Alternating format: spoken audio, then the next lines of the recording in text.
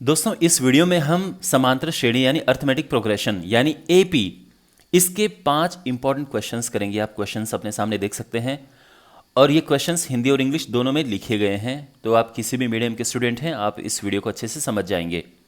तो one by one in questions को करना शुरू करते हैं। और ध्यान रखना ये क्वेश्चंस आपके आने वाले बोर्ड एग्जाम के लिए बहुत इंपॉर्टेंट है, तो इसलिए आप इनको अच्छे से पढ़ना, अच्छे से समझना। तो पहला क्वेश्चन है, 2 अंकों की कितनी संख्याएं 7 से विभाज्य हैं? तो 7 से विभाज्य का मतलब यह है कि वो 7 के टेबल में जाती हैं। तो ऐसी 2 अंकों की कितनी संख्याएं हैं? तो देखो, पहले सबसे छोटी संख्या निकालेंगे, फिर सबसे बड़ी निकालेंगे और इससे एन निकाल देंगे। सबसे पहले हम ये पता करेंगे कि एपी क्या बनती है। यहाँ पर देखो, 7 से विभाजित यानी ऐसी संख्या कौन सी है जो 2 अंकों की है जिसमें 7 का भाग चला जाता है। सबसे छोटी संख्या कौन सी है? तो आप भी जानते हैं कि यह है 14। इसको थोड़ा तरीके से लिखते हैं। तो 7 से विभाजित 2 अंकों की सबसे छोटी संख्या कौन सी होती है? आप जानते हैं कि यह है 14 है ना। ओके, अब हम लिखेंगे कि 7 से विभाजित 2 अंकों की सबसे बड़ी संख्या।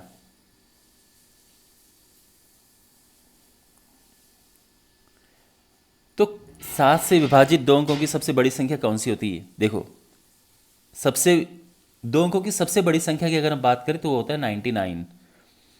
अगर हम 7 से भाग दें इसको, 7 एकम 7, 2 9, 7 चौको 28, एक बचा, ठीक है ना। ये जो एक बचा इससे माइनस कर दो तो ये आ जाएगा 98। वैसे मुझे पहले ही पता था 98 है, आपको भी शायद पहले से पता होगा कि 98 है। इसमें 7 का भाग चला जाता है और ये 2 अंकों की सबसे बड़ी ऐसी संख्या है। लेकिन ये तरीका होता है इसको करने का, ठीक है।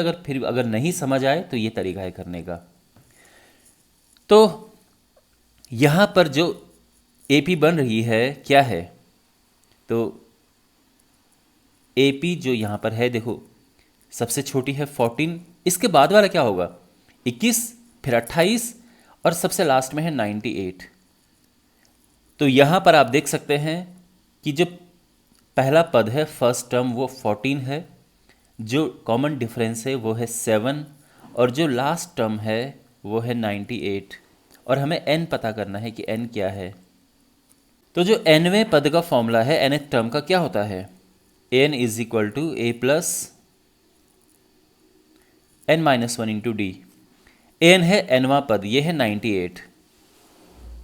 a है पहला पद, फर्स्ट टर्म, n तो हमें निकालना ही है। और d जो है वो कॉमन डिफरेंस है, दिस माइनस दिस, है ना। d जो है डिफरेंस है वो 7 यहाँ पे आ गया है। तो इसको सिंप्लीफाई करते हैं, 14 को इधर लेके जाओ, माइनस करो तो ये आ जाएगा 84।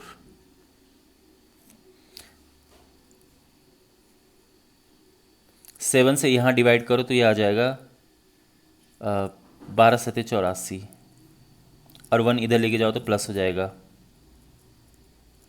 यानी n आ चुका है 13। तो ये हमारा आंसर है 13वां पद, ठीक है। देखो, यहाँ पे बहुत सारे बच्चे कैसे कैलकुलेशन करते हैं वो भी सही है, मैं ये नहीं कह रहा हूँ कि गलत है। तो आप वैसे भी कर सकते हो कि जैसे यहाँ पर 98 इज इक्वल टू 14 और इसके आप मल्टीप्लाई कर दो, ये हो जाएगा 7n माइनस 7। ये हो जाएगा 98 इज इक्वल टू 14 में से 7 गया, 7 बचा और ये 7n एज इट इज़, ये इधर जाएगा तो ये 91 हो जाएगा। और अब 7 से यहाँ डिवाइड कर दोगे तो ये 13 आ जाएगा। आप ऐसे भी कर सकते हो और ये हमारा आंसर आ चुका है। आई होप आपको ये समझ आया होगा। ये क्वेश्चन है कि ये एपी है, इसका अंत से 10वां पद ज्ञात कीजिए। अंत से 10वां पद ज्ञात कीजिए। इसके 2 तरीके हैं। पहला है, ये है an is equal to L यानी last term minus n minus 1 into D. और इस फॉर्मूले की हेल्प से आप आराम से कर सकते हैं। यहाँ पर L क्या है? लास्ट टर्म 254 और N है 10वां पद तो N 10 हो गया। और D देखो, सीधा D जो डिफरेंस है 9 में से 4 गया। देखो D कैसे पता करते हैं? इसमें से इसे माइनस करके, तो ये आ गया है 5। हमारे पास तीनों आ चुके हैं तो an मिल जाएगा। तो इसीलिए अंत से 10वां पद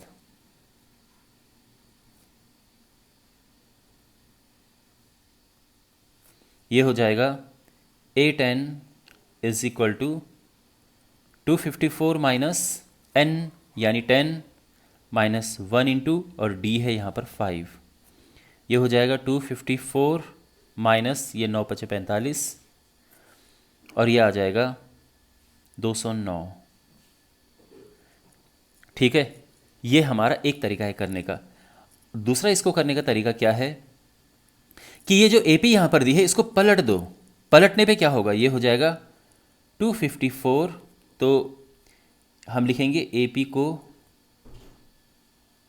पलट कर लिखने पर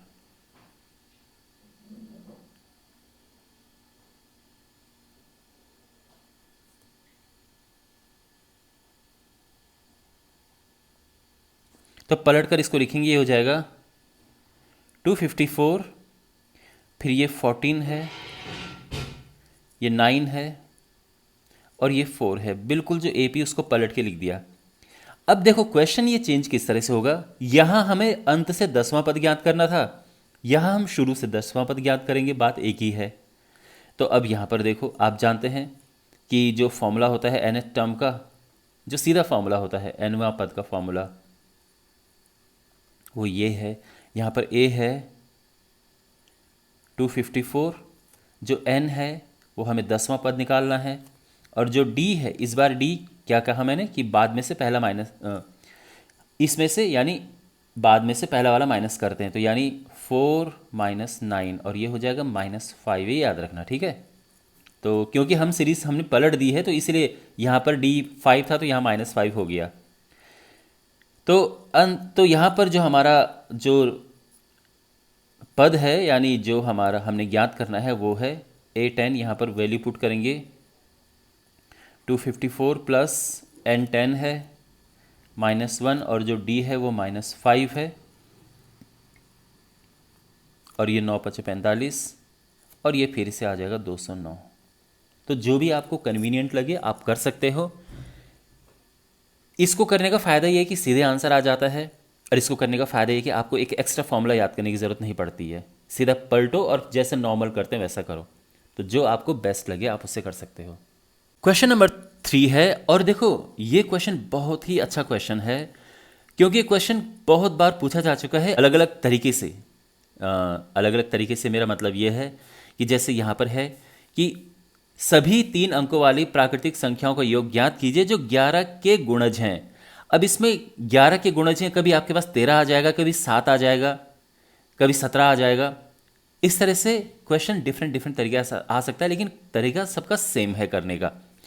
तो सब कैसे करेंगे, तो सबसे पहले आप जानते हैं कि कुछ भी करके आप AP पता कर लो कि AP है क्या ये।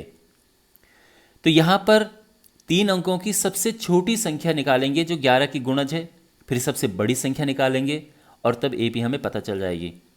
तो देखो हम लिखेंगे 11 की गुणज 3 अंकों की सबसे छोटी संख्या। अब आप सोचो कि 3 अंकों की सबसे छोटी संख्या कौन सी है जिसमें 11 का भाग चला जाता है। देखो वैसे तो 3 अंकों की सबसे बड़ी संख्या 100 है, तो 100 में अगर हम 11 का भाग दें तो 11 9 99 आता है 1, ठीक है। अब आप ऐसा नहीं कि 1 इससे माइनस करो, 1 माइनस मत करना क्योंकि वो 3 अंकों से कम होकर 2 अंकों पे आ जाएगी, तो 1 तो हम करते नहीं है माइनस। तो अब ये सोचो कि ऐसा यहाँ पर क्या हम ऐड करें कि 11 से विभाजित हो जाए। तो आप जानते हैं कि 10 और प्लस कर देंगे तो 11 बन जाएगा। ऐसे यहाँ पर 10 और प्लस कर दो तो ये हो जाएगा टोटल 110। और वैसे भी आप समझ सकते हैं कि 110 जो है ये 11 से विभाजित 3 अंकों की सबसे छोटी संख्या है, तो ये 110 आ जाएगा। अब हमें सबसे बड़ी संख्या ज्ञात करनी है ऐसी।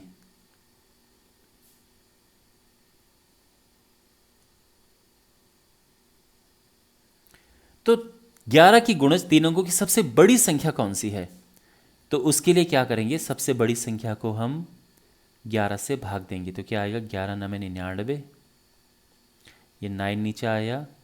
अच्छा अब ये 9 यहाँ पे आ गया है, ठीक है ना, ये शेषफल आ गया है, तो इसको माइनस कर दो यहाँ से, तो ये 990 आ जाएगा। 990 सबसे बड़ी संख्या है 11 से विभाजित, ओके। 11 की गुणज हम जिसे कह सकते हैं। ध्यान रखना 11 की गुणज हो या 11 से विभाजित हो, बात एक ही होती है। ओके, दोनों सेम चीज़ें हैं। तो ये सबसे छोटी, ये सबसे बड़ी संख्या है।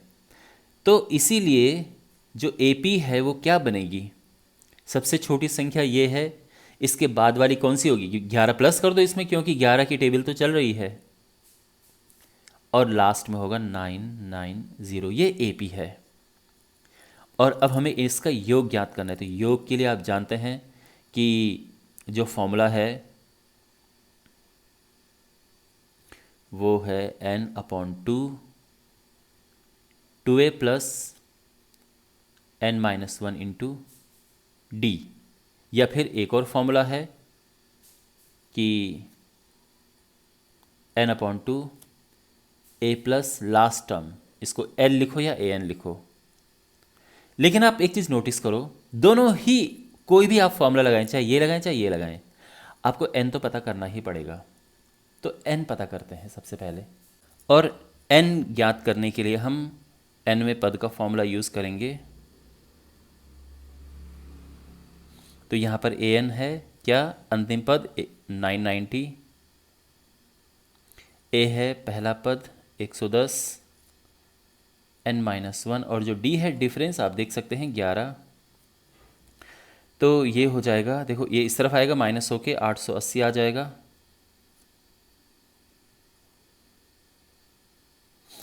ठीक है, 11 से अगर आप यहाँ भाग दोगे तो ये 80 आ जाएगा, 11 8 88, और 1 इधर जाएगा तो 81 आ जाएगा। ठीक है ना, तो ये n आ चुका है। और अब इसको हम यहाँ पुट करेंगे इसमें, तो बेसिकली जो योग है, सम है, वो आ जाएगा n/2। ये वाला फॉर्मूला अब यूज़ करना इजी रहता है, क्योंकि लास्ट टर्म जब आपके पास होती है तो ये लगाना चाहिए। वैसे ये भी लगा के सेम आंसर आएगा, 81/2 a पहला पद जो कि 110 है, an आखिरी पद जो कि 990 है, ये हो जाएगा 81/2, और ये हो जाएगा 1100। ठीक है, 110 इसमें प्लस करेंगे तो ये आ जाएगा। और बस अब थोड़ा कैलकुलेशन है, ये 550, और ये आंसर आ जाएगा 44550। आई होप आपको ये समझ आया होगा। देखो क्वेश्चन आपके पास अगर 13 आए तो यहाँ पर आप 13 से विभाजित सबसे छोटी संख्या सबसे बड़ी संख्या लिखना, फिर n निकालना और Sn निकाल देना, बड़ा सिंपल है। ठीक है, क्वेश्चन नंबर 4 है, तो किसी AP के प्रथम n पदों का योग इस फॉर्मूले से दिया जाता है, तो nवां पद ज्ञात कीजिए। देखो इस क्वेश्चन को करने के दो तरीके हैं, मैं आपको दोनों तरीके बताऊंगा। यहाँ पर जो Sn यानी nवां पद है, ये है 3n² माइनस 4n। एक बात आप हमेशा याद रखना कि जो an होता है nवां पद, ये होता है Sn माइनस Sn-1।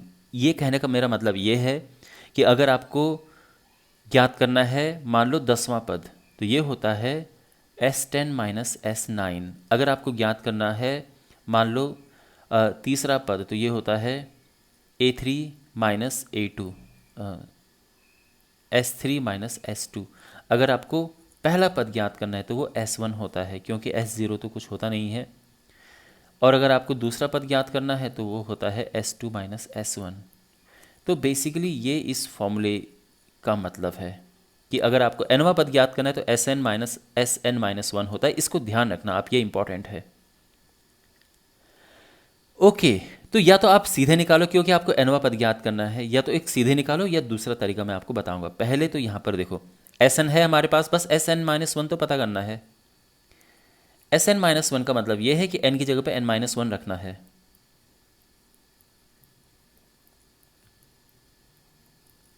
और ये हो जाएगा n-1 स्क्वायर क्या होगा, n² minus 2n plus 1 minus 4n minus minus का प्लस 4।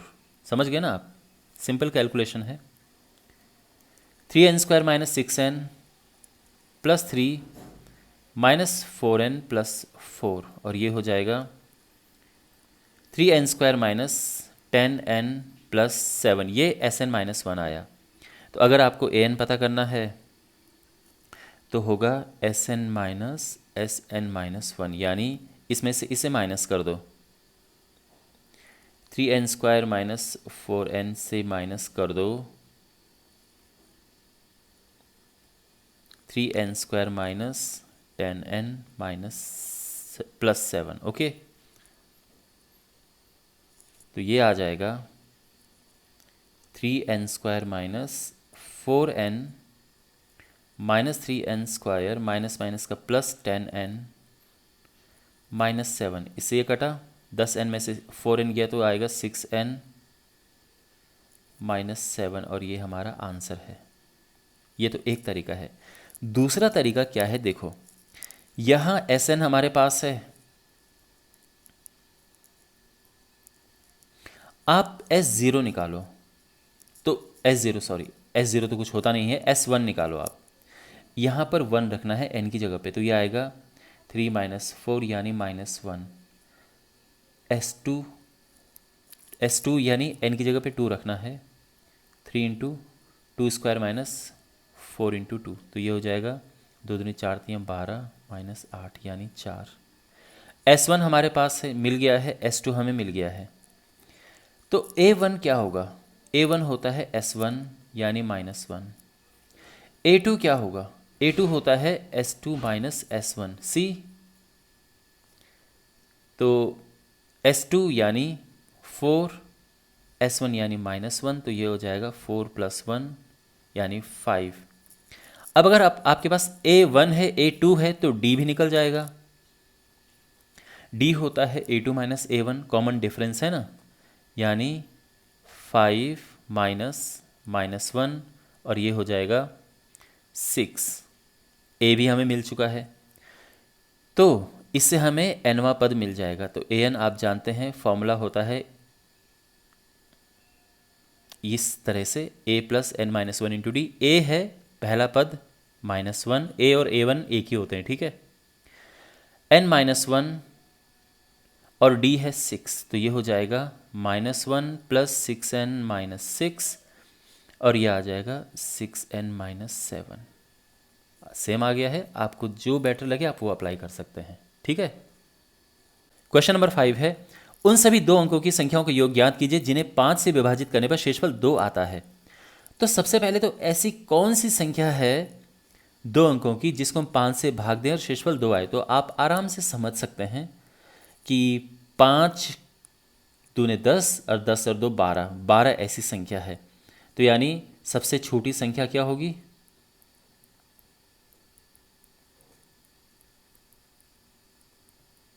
12, और सबसे बड़ी संख्या 2 अंकों की बात कर रहे हैं, ठीक है ना, क्वेश्चन में 2 अंकों की बात की है, और सबसे बड़ी संख्या क्या है,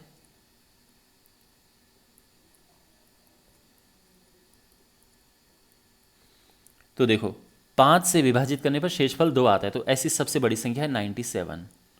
ये आप आराम से समझ सकते हैं, क्योंकि 5 से विभाजित करने पर अगर शेषफल ना आए तो ऐसी सबसे बड़ी संख्या कौन सी होगी 2 अंकों की, तो आप जानते हैं कि 95 होती है। 95 जो है ये 5 के टेबल में आता है ना, 5 के पहाड़े में 2 और प्लस कर दो, क्योंकि शेषफल 2 आना चाहिए, तो 97 आ जाएगा यहाँ पर।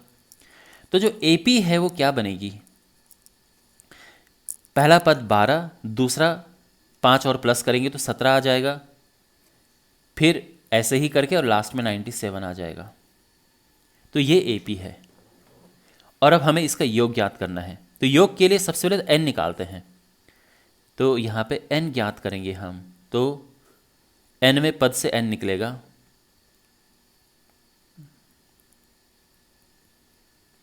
nवां पद है 97, पहला पद है 12,